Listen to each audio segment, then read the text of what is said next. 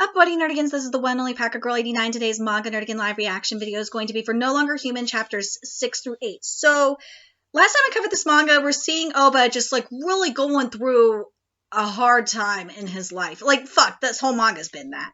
But, like, we're seeing him, like, make extremely questionable decisions, including joining a cult, which was, like, what the fuck, dude?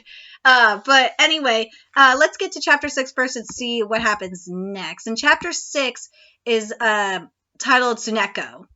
I wanted to run away from society, but I could not. Money, women, school, the movement, all these nuisances were dragging me down. I could no longer move. As long as I lived, I would never be able to free myself from the antlion trap. Oh, gosh. Look at all them ghosts. Look at all that shit. Obakan, you traitor! Why?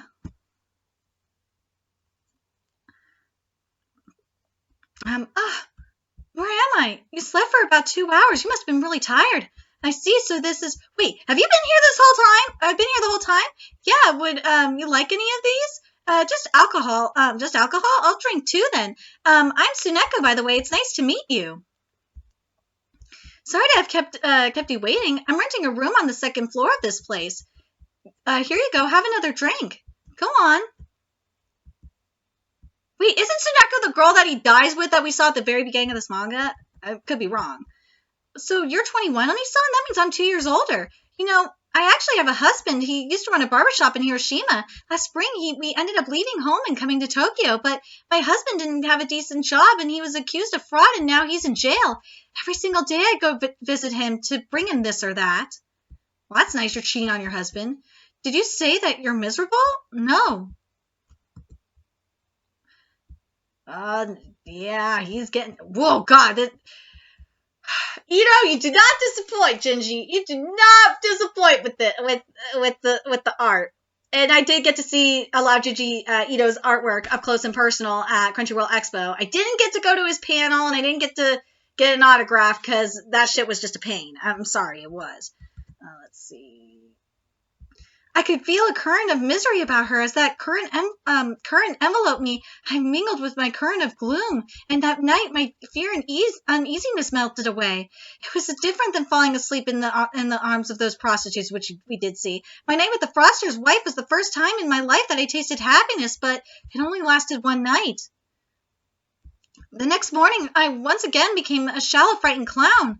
Oh, Oni-san, you're up already? Hey, you know what they say, the early bird gets the worm. You're leaving already? It'd be better if you got some rest. But you have to go drop stuff off for your husband, right? No, I'm going to stop visiting the jail, so you can take it easy and relax. The weak can fear happiness itself. They'll even get hurt on cotton wool. I was anxious to leave her like this before I was made vulnerable to pain through happiness. Well, you know what they say, a man with a pretty face has neither money nor power, and a bird in the hand is worth two in the bush, so I've got no time to relax. People also say love flies out the door when poverty comes in. Sorry, wearing such shit. People also say love flies out the window when poverty comes in the door. Oh, speaking of which, this whole love flies out the window doesn't mean what most people think. It means it's not that women will ditch you as soon as you run out of money. Rather, when a man runs out of money, it's simply in his nature to lose heart. He's no good for anything, and he becomes strangely resentful. And finally, it's the man who ditches the woman in desperation. That is according to a dictionary called Kanazawa Dajirin. It's a pity. There was no use lingering around. It was too risky. I didn't see Tsuneko for a whole day. Oh my God, for a while after that, as the days passed, my happiness grew fainter and fainter. It frightened me that I had accepted the slightest bit of kindness. I felt as if I had bound myself by terrible chains. I had another nightmare. Opa-san, yes, Mrs. Landlord? You have guests waiting at the door. Guests at this hour? Uh-oh. Oh, if it isn't, Kamiyama and Neko-san. Kamiyama and Matagi and Neko, my partners in crime, had returned. Oh, but why didn't you contact us if you were safe? We were worried about you. You know, Matagi Neko here was arrested by the police, and she was released a couple days ago on the condition that she'd withdraw from illegal activities. Of course, I had no intention of actually doing so. Obakan, I was also really worried as to what became of you after all that. Even though our plan was flawless, the police got word of it. Do you know what this means, Oba? We've got a spy. A spy? That's right. One of our comrades must have leaked information to the police. Does anyone come to mind, Oba? No idea. I see. Oh, by the way, how did you avoid being arrested? Weren't you leading the riot? Well, you see, I'm really ashamed to admit this, but truth is, it seems like I rushed in desperately and got a blow to the head. I don't remember anything. I find that hard to believe. Oba, if that turns out to be a lie, I expect you to already be aware of the consequences. Kamiyama-san, what he's saying is true. I witnessed him getting beaten by the police and fainting. I can guarantee he's clean. The spy is someone else. Kamiyama-san, I have a suggestion.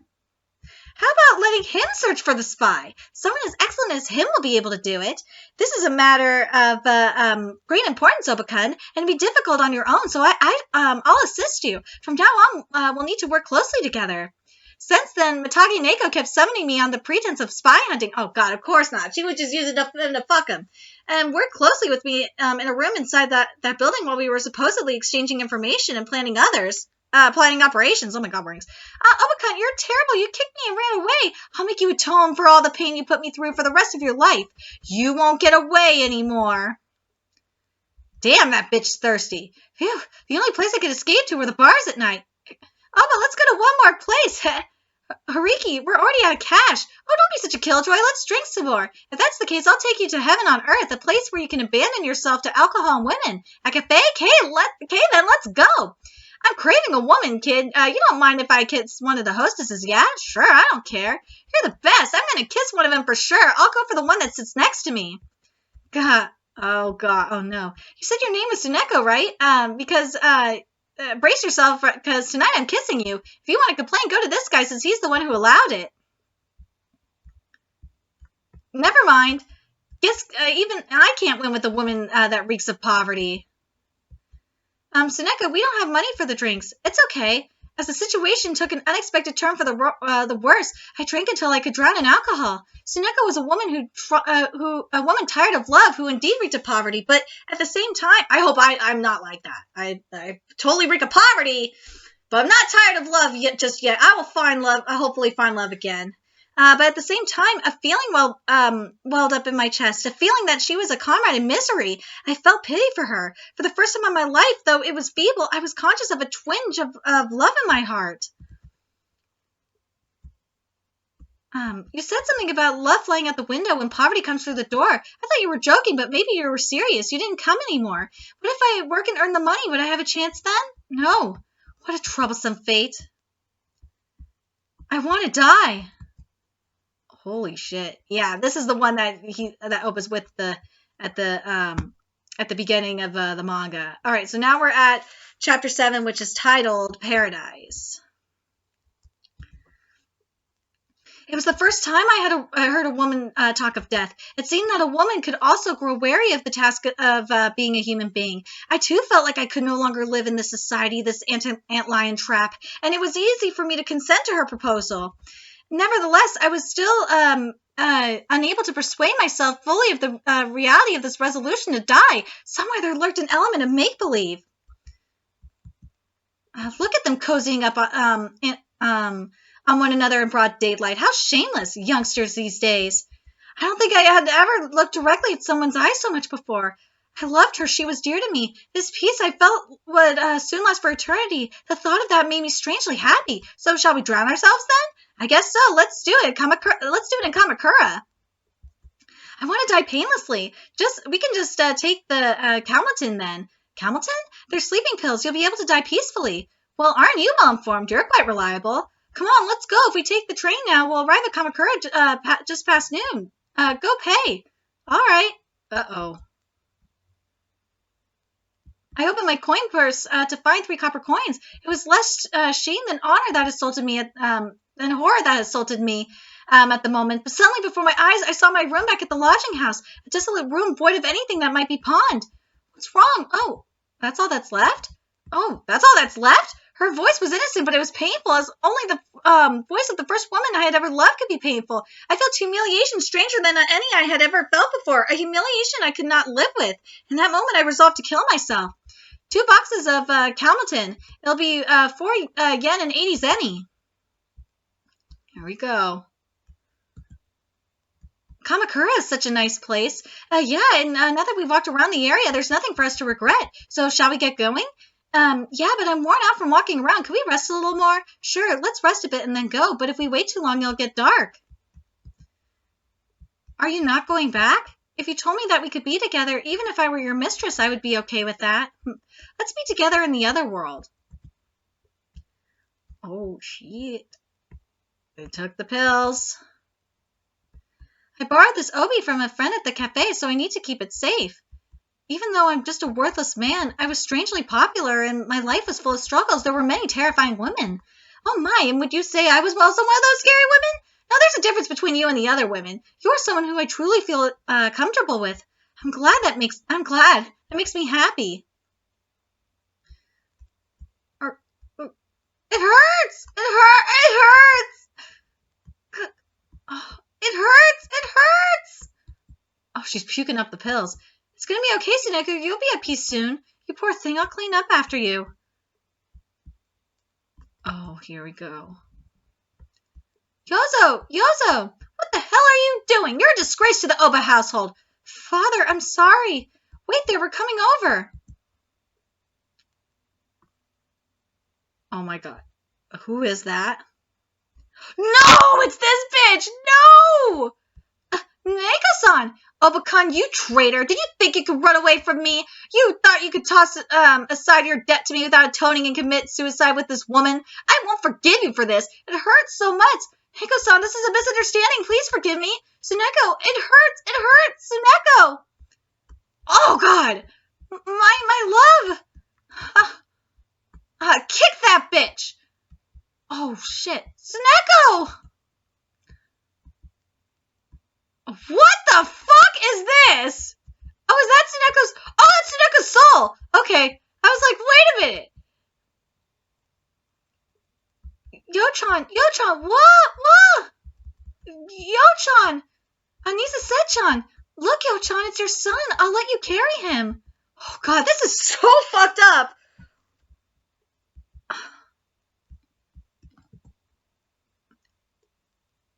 Oh, God, this is so fucked up. When I came to, I was in the hospital. Tsuneko's body had not been found yet. What I saw that night were apparitions, but the feeling of kicking Tsuneko into the water still felt raw on my foot. A relative came from home to see me. He told me that my father and the rest of my family were so enraged that they might disown me altogether. Then he left. But what concerned me more was Tsuneko. I missed her more than anything, and I could do nothing but weep. The nurses would come to my room and visit me to visit me and have fun, and there was even one who would hold my hand.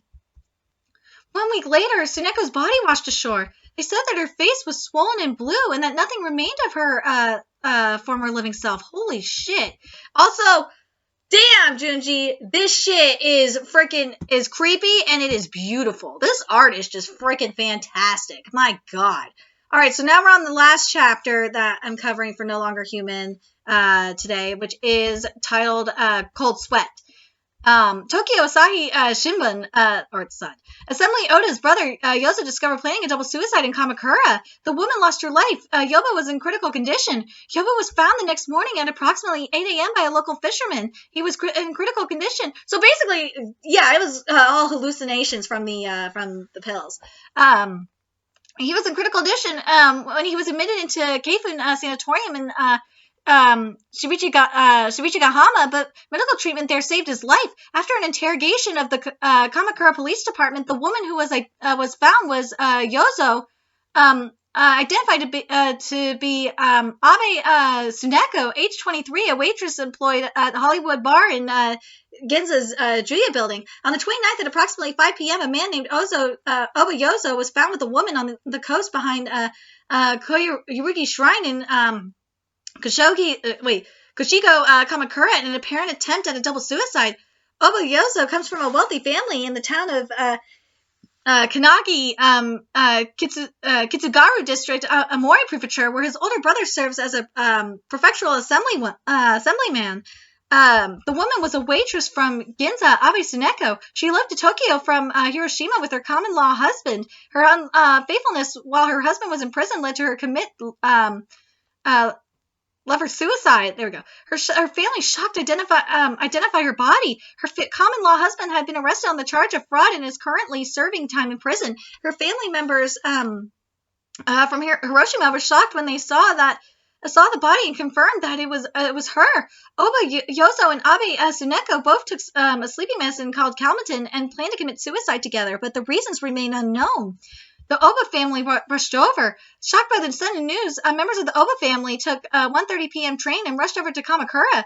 Assemblyman Oba announced, when we heard that Yozo had gone missing, we were all very worried and we did not know what had happened. We could not imagine that it would be something like this. Unfortunately, we have little idea why he would do this. Of course.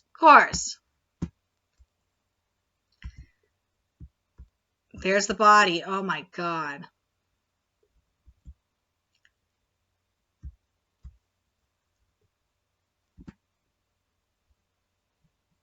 Tsuneko. What a pitiful woman. In the end, she died alone. What a loser. Oh, but poor thing. Let's bury her together. This is just so fucked up. What does it feel like to have a woman fall for you? Huh? Did I imagine it? Forgive me. Please forgive me, Tsuneko. Forgive me for not dying with you. Purpose, on purpose. I'll kill myself after all. I will go join Tsuneko. I won't forgive you. You'll be my slave for life. You won't get away. Please have mercy. Let me die. If you want to die that much, how about ending it with this? Stab yourself through the ear and with that and see if you die. Oh my gosh. Oh, we fucking did it! Yeah! Oh my god, what a nightmare. A dream, where am I? Oh, that's right, I was sent to this holding cell in the police station from the hospital. Ouch. It was blood from a pimple in my ear that had appeared a few days ago. I bet it popped while I was asleep, and the pain must have caused me to have strange dreams. Obo Yozo, time for your interrogation. There's a handsome handsome lad for you. It wasn't your fault. I can see that. Your mother's to blame for having brought such a handsome boy in the world. So you really were in love with the woman who died, huh? Yes. That there is what they call human nature. How long had you been in a relationship with her? Well, since the day we met that same night. Oh, but she was a married woman, wasn't she? What did you do? What did you do about that? Yes, and since she was a married woman, there was something profoundly special about what we had. I see. She was tired of life, and so was I. We were two of a kind. Our bodies also shared an unusual affinity. The palms of my hands couldn't resist being drawn to her breast. Anything else? Whenever we embraced passionately, we would end up melting into each other. Oh, I totally understand. Like, yeah, we saw it literally. There's no rush, so take your time.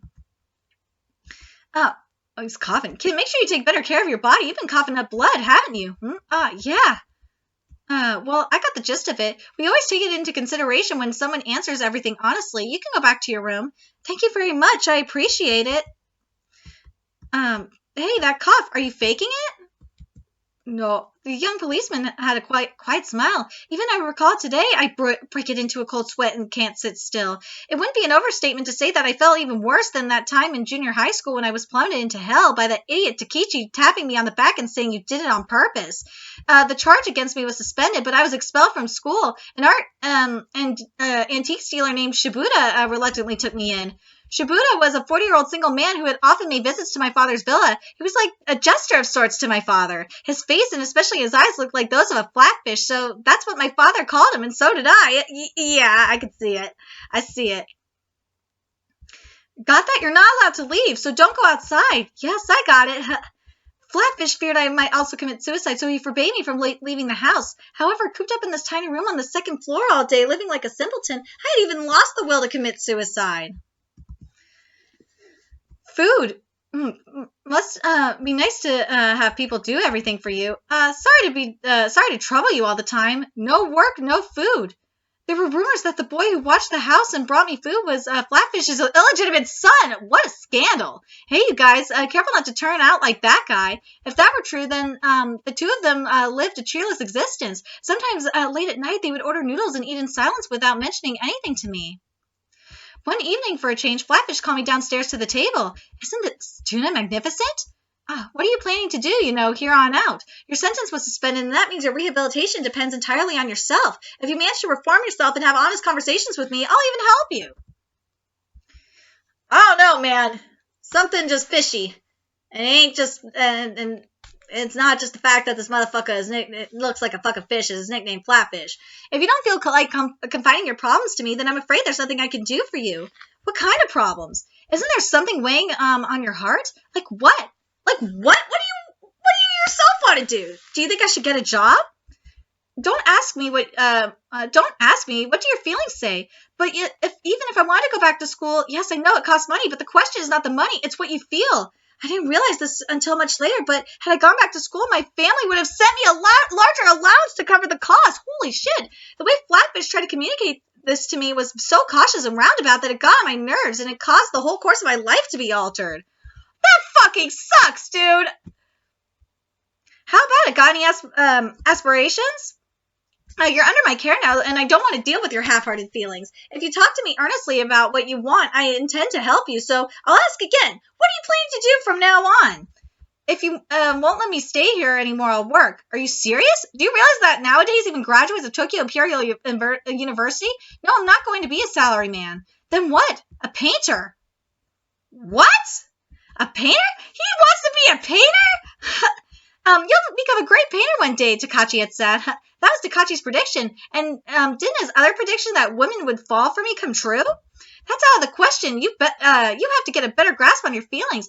Give it some actual thought. Think it over seriously. When dawn came, I ran away from Flatfish's house. I didn't run away because I was upset. I ran away because I felt sorry for being a burden on Flatfish, and I couldn't stay there any longer. I left a note for him. I'll be sure to return by sundown. Please don't worry, as I've left to consult my dear friend here, mentioned on this view regarding the course of my future. However, I had no intent to actually talk to Haruki about my future plans. I left the note hoping to pacify Flatfish for a little while, even if only for a split second. I walked as far as Shinjuku, but after that I was at a loss for what to do. I had no friends, and I even lacked the ability to pay any visits. To me, their front door to another's house creeped me out, more than the gates of hell. Haruki, I had used his name in jest, but somehow ended up paying them a visit anyway. Hey, it's been a while. Who would have thought you would drop by? Need something? No, I wouldn't just come needing something. Well, I got stuff to do today. I've been busy as hell these days. What have you been up to? I guess it's okay if you're only going to be here a bit. Come in. Oh, no! Oh, no! No! Neko's there! Oh, God! Oh, God! So, damn! This manga continues to be fucked up, and damn, this art makes it even more fucked up. Anyway, I'm very curious what you guys think about these chapters, what you think about this manga. This manga doesn't get enough love, in my opinion. Let me know your thoughts in the comment section below. Remember to like, comment, share, and subscribe to Nerdigans Inc. If you love what I'm doing and want to help keep this channel alive so I can keep bringing you more no longer human content, there's a few ways you could do that. You could donate to my PayPal, Patreon, GoFundMe, purchase something on my Amazon wishlist. All is in the description box below. Also, make sure you follow me on Twitter, Twitch, Facebook, friend me on PlayStation Network. That's in the description box below as well. Till next time, Nerdigans, I will be seeing you later. Bye.